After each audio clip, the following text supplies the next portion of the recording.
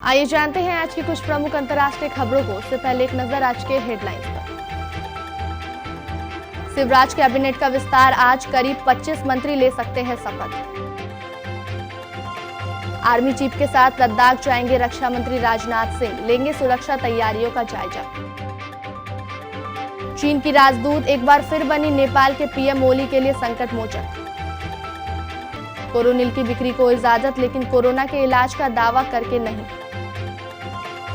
CM captain Amarinder की गुजारिश, प्रियंका के फैसले पर फिर से विचार करे केंद्र। हिंद प्रशांत में चीन से मुकाबले के लिए अब ऑस्ट्रेलिया ने खोला मोर्चा, सैन्य ताकत बढ़ाने की तैयारी। पोम्पियो ने कहा भारत की सुरक्षा मजबूत होगी, ये ऐप्स जासूसी करने वाले चीन का पिछलग्गू बनकर काम कर रही थी। सोने के दाम में जबरदस्त उछाल, चांदी भी चमकी। अध्ययन सुमन ने बताया आखिर क्यों सुशांत सिंह राजपूत मामले में पिता शेखर सुमन आए आगे। और लॉकडाउन से पहले काउंटी क्रिकेट में पाए गए थे कोरोना वायरस के 17 केस। शिवराज कैबिनेट के नए मंत्री गुरुवार सुबह 11 बजे शपथ लेंगे। सूत्रों से मिली जानकारी के अनुसार सुबह 11 से 12 बजे तक शपथ ग्रहण समारोह चलेगा। इसी दौरान करीब 24 से 25 मंत्रियों के शपथ लेने की संभावना है। इस समारोह में ज्योतिरादित्य सिंधिया भी मौजूद रहेंगे। वहीं बुधवार को उत्तर प्रदेश की राज्यपाल आनंदीबेन पटेल ने मध्य प्रदेश की प्रभारी राज्यपाल के तौर पर शपथ ले ली। उन्हें हाईकोर्ट के चीफ जस्टिस ए.के. मित्तल ने शपथ दिलाई। गुरुवार को वो नए मंत्रियों को शपथ दिलाएगी। राजभवन में उनके शपथ ग्रहण समारोह में सीएम शिवराज सिंह चौहान, पूर्व सीएम कमलनाथ और प्रदेश सरकार के मंत्री और पूर्व मंत्री शामिल हुए। भारत और चीन में जारी तनाव के बीच रक्षा मंत्री राजनाथ सिंह थल सेना प्रमुख जनरल मनोज मुकुंद नरवणे के साथ सुरक्षा स्थिति का जायजा लेने के लिए पूर्वी लद्दाख में वास्तविक नियंत्रण रेखा के साथ साथ लेह का भी दौरा करेंगे। केंद्रीय रक्षा मंत्री राजनाथ सिंह ने पूर्वी लद्दाख का दौरा करने की खबर ऐसे वक्त में आई है जब तुरंत ही दोनों देशों के बीच कमांडर स्तर की वार्ता हुई। जानकारी के लिए बता दूं कि बीते दिनों सेना प्रमुख जनरल मनोज मुकुंद नरवणे ने लद्दाख का दौरा किया था। उन्होंने अपने दौरे के दौरान गलवान घाटी में हिंसक झड़प में घायल हुए बिहार रेजिमेंट के जवानों से भी मुलाकात की थी।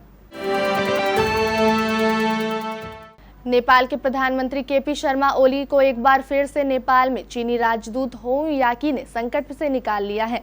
नेपाल की सत्तारूढ़ कम्युनिस्ट पार्टी की स्थायी समिति की बैठक में पीएम ओली से इस्तीफे की मांग के बाद चीनी राजदूत होउ याकी तुरंत सक्रिय हो गई।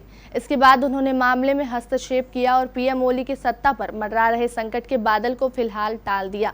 मंगलवार देर रात नेपाल के प्रधानमंत्री केपी ओली उनके निवास पर करीब 1 घंटे तक बैठने के बाद चीनी राजदूत होउ याकी ने बुधवार सुबह पुष्प कमल दहल प्रचंड और मेघाव नेपाल से कम्युनिस्ट पार्टी के कुछ बड़े नेताओं से अलग अलग मुलाकात की। इस दौरान चीनी राजदूत ने इन पर पार्टी विवाद खत्म करने के लिए दबाव बनाया। आयुष मंत्रालय ने बुधवार को बताया कि बाबा रामदेव की पतंजलि कोरोनिल की सिर्फ इम्यूनिटी बूस्टर की तरह ही बिक्री कर सकेगी। कोरोनिल की लॉन्चिंग के समय बाबा रामदेव और पतंजलि ने कोरोनिल को कोरोना वायरस की दवा के रूप में लॉन्च किया था। पतंजलि आयुर्वेद लिमिटेड ने कहा कि उसके और केंद्रीय मंत्रालय के बीच अब कोई मतभेद नहीं। मंत्रालय ने पिछले सप्ताह इस मामले की जांच तक आयुर्वेदिक दवा नहीं बेचने को कहा था। हरिद्वार में प्रेस कॉन्फ्रेंस को संबोधित करते हुए बाबा रामदेव ने कहा कि कुछ लोग भारतीय संस्कृति के उदय से आहत हैं। रामदेव ने कहा कि मैं इस दवा का इस्तेमाल करने की इच्छा रखने वालों से कहता हूं कि अब इसकी बिक्री पर कोई रोक नहीं है। यह किट आज से देश भर में बिक्री के लिए उपलब्ध है। कंपनी ने दावा किया कि आयुष मंत्रालय सहमत है कि पतंजलि ने उचित रूप से कोविड-19 के प्रबंधन पर काम किया। रामदेव ने कहा कि अब आयुष मंत्रालय और पतंजलि के बीच कोई मतभेद नहीं है। केंद्र सरकार ने कांग्रेस की राष्ट्रीय महासचिव प्रियंका गांधी को 1 महीने के अंदर दिल्ली के लोधी एस्टेट स्थित बंगला खाली करने को कहा है। सरकार की ओर से भेजे गए नोटिस पर पंजाब के मुख्यमंत्री कैप्टन अमरिंदर सिंह ने केंद्र से फैसले पर फिर से विचार करने का अनुरोध किया है। पंजाब के मुख्यमंत्री कैप्टन अमरिंदर सिंह ने कांग्रेस महासचिव प्रियंका गांधी वाड्रा को 1 अगस्त तक नई दिल्ली स्थित अपने सरकारी आवास को खाली करने के लिए केंद्र के आदेश पर सरकार से उनकी सुरक्षा और सुरक्षा के हित को देखते हुए आदेश रद्द कर वापस देने का अनुरोध किया। ऑस्ट्रेलिया के प्रधानमंत्री स्कॉट मॉरिसन ने बुधवार को कहा कि आगामी दशक में देश की रक्षा क्षमताओं को आधुनिकीकरण के लिए 270 अरब ऑस्ट्रेलियाई डॉलर का निवेश किया जाएगा। उन्होंने कहा कि रणनीतिक रूप से महत्वपूर्ण हिंद प्रशांत क्षेत्र में चीन के आक्रामक तेवरों को देखते हुए किसी भी प्रकार के आक्रमण को रोकने या जवाबी कार्रवाई करने के लिए यह कदम उठाया जाएगा। प्रधानमंत्री ने कहा कि हिंद प्रशांत क्षेत्र में उभरती हुई चुनौतियों का अर्थ है कि हमें नया तरीका अपनाना होगा जिससे उन गतिविधियों को रोका जा सके जो हमारे हितों के विपरीत हो। मॉरिसन ने कहा कि हिंद प्रशांत क्षेत्र रणनीतिक प्रतिस्पर्धा और तनाव का केंद्र बन चुका है। हिंद प्रशांत क्षेत्र में चीन का बढ़ता सैन्य और आर्थिक प्रभाव क्षेत्र के विभिन्न देशों के लिए चिंता का विषय है।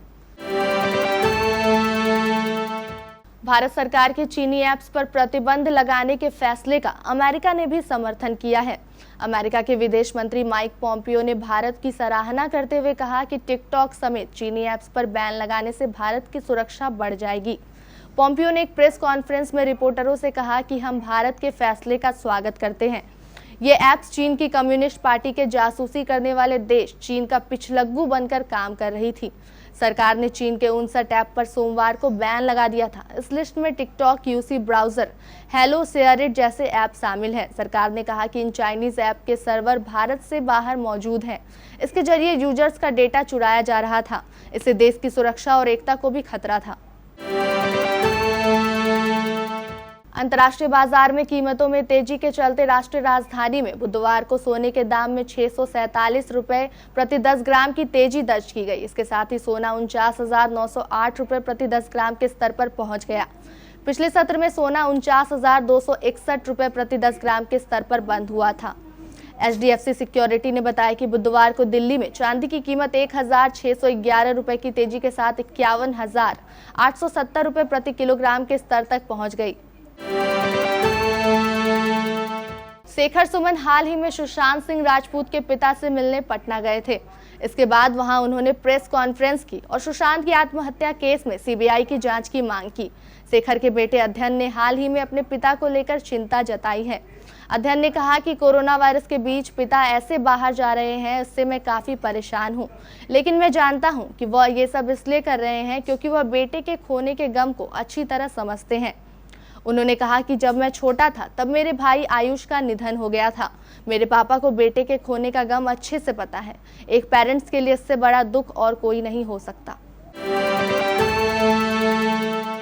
England and Wales cricket board ने देश भर में खेल को पटरी पर लाने की कोशिशें और तेज कर दी है। इंग्लैंड और वेस्ट इंडीज के बीच टेस्ट सीरीज से इंटरनेशनल क्रिकेट की वापसी होने जा रही है। इंग्लैंड क्रिकेट बोर्ड ने संकेत दिए हैं कि 1 अगस्त से काउंटी क्रिकेट को वापसी होगी, लेकिन उससे पहले एक हैरान करने वाली रिपोर्ट सामने आई है। रिपोर्ट्स के मुताबिक मार्च में लॉकडाउन लगने से पहले काउंटी टीमों में कोरोना वायरस के 17 केस सामने आए थे।